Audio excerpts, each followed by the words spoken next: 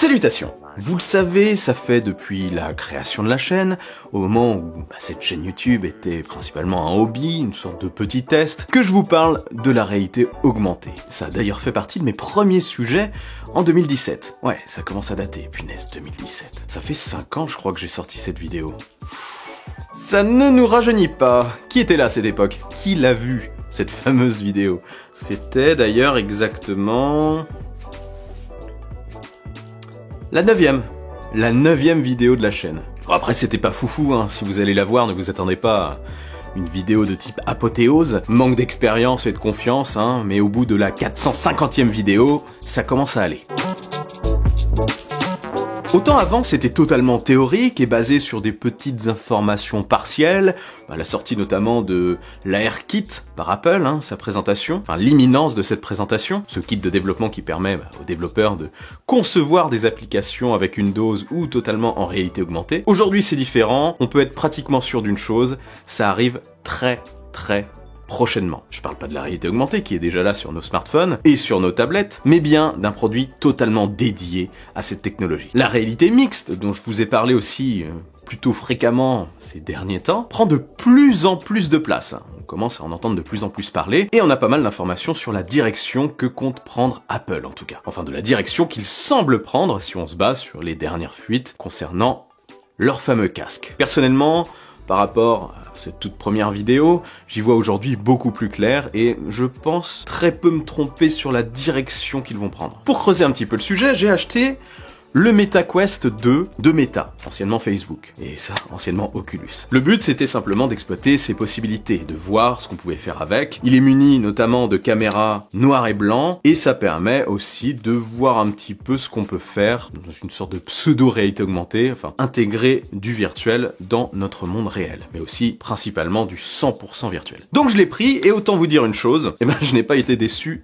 du tout. Le produit évolue vraiment à une vitesse totalement phénoménale, on a plein de mises à jour qui modifie totalement l'expérience, enfin qui l'améliore. Franchement, entre le MetaQuest 2 au moment où je l'ai acheté et aujourd'hui, il y a un fossé. J'ai l'impression d'avoir eu 2-3 MetaQuest entre temps. C'est incroyable. Et ça a surtout renforcé ma vision du futur de la tech. Ça m'a fait éliminer certains points et arriver à certaines conclusions intéressantes. Donc je regrette pas mon achat, et si vous voulez savoir exactement ce que je pense de ce produit, je mets une vidéo dans la description, un retour d'expérience non conventionnel on va dire. Je vous partage des petits screens, etc., des petits enregistrements d'écran avec ça. Ça m'a conforté totalement dans ma vision du futur de la tech. Donc je vous le dis clairement, le futur de la tech passera par la réalité mixte. Ouais, je vais vous bassiner avec ça, hein, mais quand ça arrivera, vous vous direz « Ah !» Mais si ça n'arrive pas, vous vous direz « Ah !»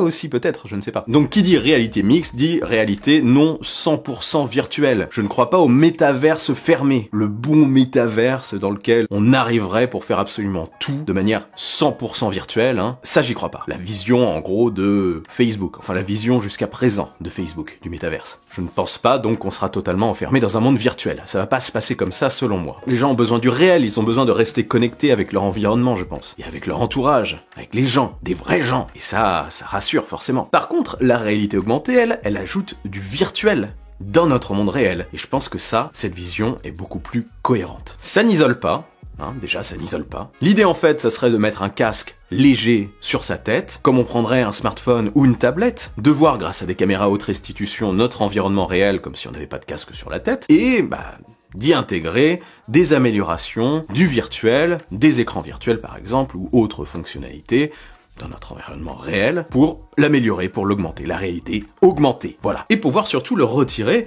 rapidement pour retirer tout ça de notre champ de vision, tout simplement. Pas vivre avec ça sur la tête, quoi. L'utiliser comme on utiliserait notre smartphone ou notre tablette, je me répète. Cette idée me séduit bien plus que celle du MetaQuest fermé. Enfin, du métaverse, pardon, fermé. Parce que Meta travaille aussi sur un casque qui va arriver prochainement, qui fonctionnera aussi avec une grosse dimension réalité augmentée apparemment. Donc on se dirige un petit peu vers de l'hybridation. De l'hybridation, oui, parce que si ce casque nous permet de passer d'un monde réel avec de la réalité augmentée à un monde 100% virtuel lorsqu'on le souhaite, pour jouer par exemple, ou pour avoir du contenu interactif, pour une salle de réunion par exemple, je vous en parlais avec Horizon Workroom sur le MetaQuest, dans la vidéo dédiée au MetaQuest, MetaQuest par exemple, enfin pour faire simple ça c'est plus fun je trouve qu'une visio, se retrouver devant son ordi comme ça dans notre environnement austère avec plein de têtes et parler comme ça avec notre micro tous alignés devant notre ordi. C'est sûr que c'est moins fun, je trouve que ça donne moins envie, enfin c'est mon avis, que de se retrouver dans un environnement virtuel et de voir les autres avatars, quand on fait du télétravail, pouvoir interagir avec un tableau, pouvoir faire des présentations, etc. de manière virtuelle, c'est un peu plus cool, je trouve en tout cas.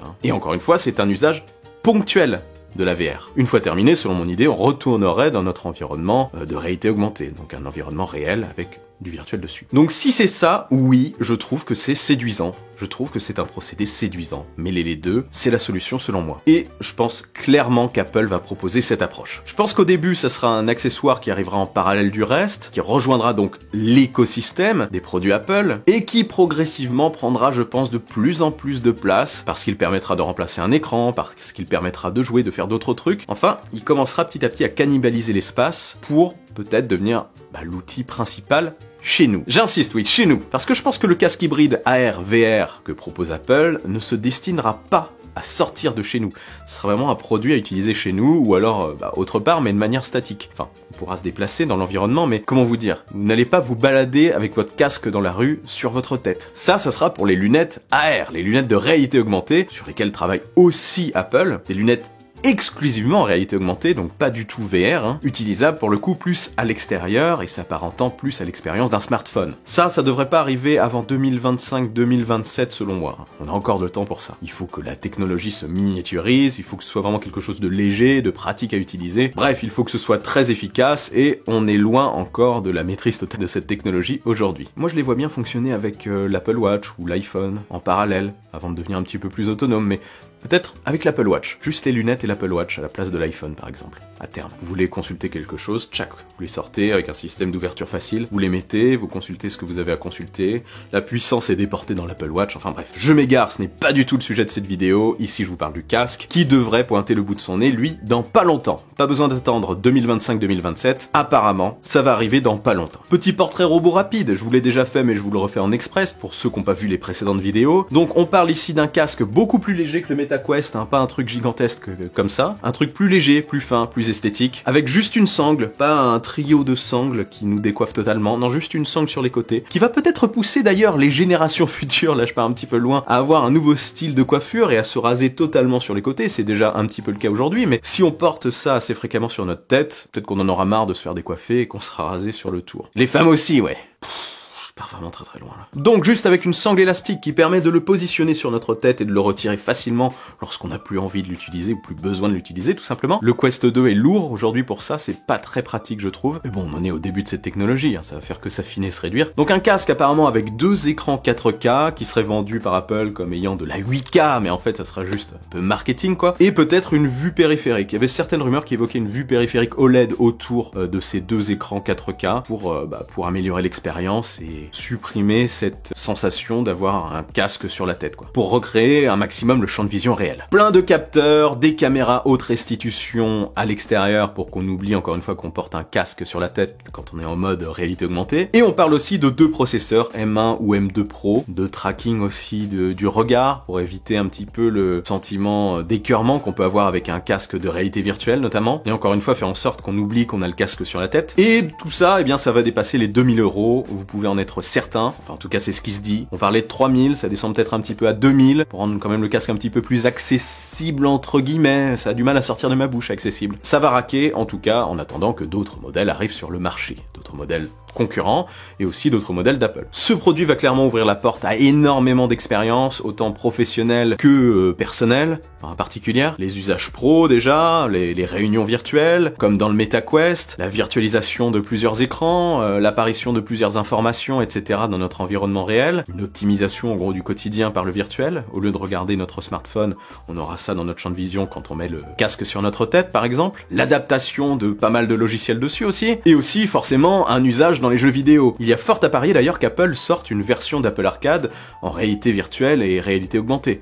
Ou alors que ce soit inclus dans Apple Arcade, qui est une catégorie tout simplement. De quoi booster les abonnements Apple Arcade, c'est sûr. Bref, vous l'aurez compris, vous pouvez le constater, je suis très impatient. Mais tout ça, je vous en ai plus ou moins parlé sur la chaîne. Bon là, j'ai un petit peu évolué sur mon développement. À chaque vidéo, j'apporte quelques petites nouveautés de réflexion parce que franchement, ce sujet, j'y pense tout le temps, hein. C'est vraiment le sujet numéro 1 dans mon esprit, je vais pas vous mentir. Je suis d'ailleurs très bavard sur le sujet, à tel point que j'ai même créé un groupe, enfin une communauté sur Twitter sur le sujet, sur la réalité mixte. Je mets un lien en dessous si vous voulez nous rejoindre, hein. Venez, c'est gratuit. On est déjà une trentaine. C'est une sorte de secte, hein, au final. Sauf que je vous détrousse pas, hein. C'est comme une secte, mais en mieux. Non, sincèrement, si vous voulez, venez et partagez des choses dans le groupe. C'est à ça que ça sert, quoi. Du partage. Bref, il y a autre chose que je voulais partager dans cette vidéo, au-delà de cette vision globale de la réalité mixte et de ce que je pense qu'Apple fera. C'est ma théorie sur le futur nom de ce casque hybride. Ce casque hybride d'Apple. Je vais pas deviner le nom de tous les casques hybrides qui vont sortir. Ça serait un peu compliqué. Donc, une grosse fuite,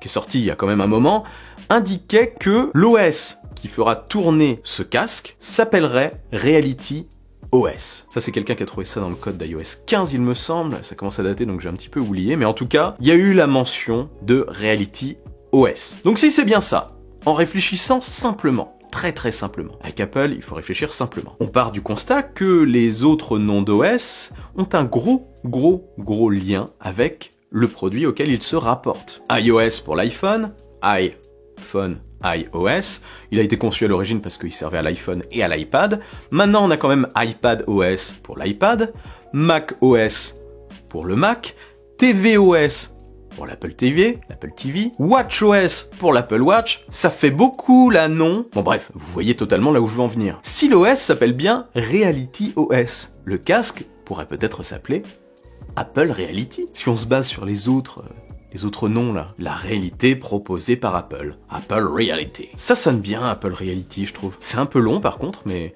Ou iReality, Apple Reality. C'est long, mais ça se retient. iReality, ça pourrait se tenir, même si Apple a quand même lâché totalement les noms de produits avec i devant. Hein, ils sont plutôt passés à des noms de produits avec Apple Truc. Apple Truc, tiens.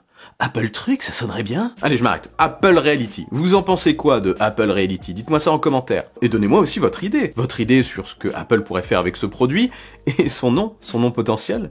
Allez-y, lâchez-vous. Ça peut m'inspirer. À l'origine, je pensais aussi à Apple View. Ça sonnait bien Apple View. C'est plus court. Mais Apple Reality me semble quand même être assez cohérent. Et après, on pourrait avoir... des dérivés. Apple Reality Pro, Apple Reality Max. Imaginez, Apple Reality coûte cher aujourd'hui. Ils sortent une version similaire, un peu la même mais moins chère plus tard. On pourrait l'appeler Apple Reality tout court et appeler la version plus chère, parce qu'ils garderont un domaine pro, l'Apple Reality Pro, ou Apple Reality Max, ou Apple Reality Ultra. Et après, on pourrait avoir le droit à Apple Reality Glass. Les lunettes de réalité augmentée d'Apple.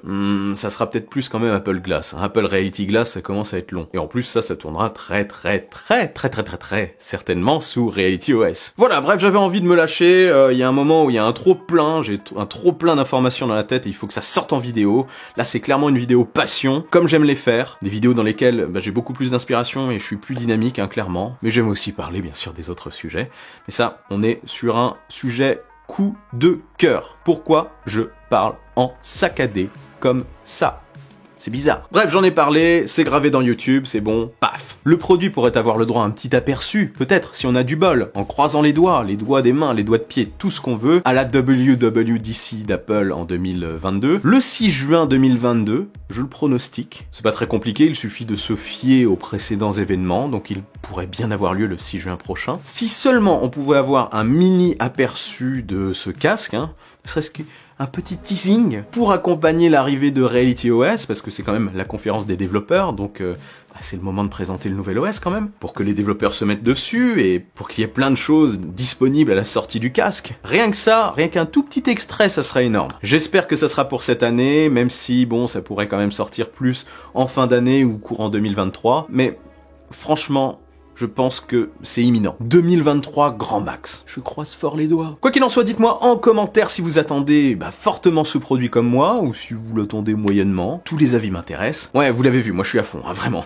J'en peux plus. Je pourrais en parler des heures, faire une vidéo de 6 heures dessus. Je pourrais faire un live dessus, mais il s'arrêterait jamais. Et ça boufferait tous les autres sujets surtout. J'aurais même pas le temps de faire le montage d'autres trucs. Allez, avant de partir, n'oubliez pas le bon pouce en l'air qui claque. L'abonnement qui fait plaisir, je suis aussi sur Twitter, sur Insta et un petit peu partout. Vive la technologie, vive le futur et surtout, n'arrêtez jamais de rêver. Là vraiment, la tech ça sert à ça.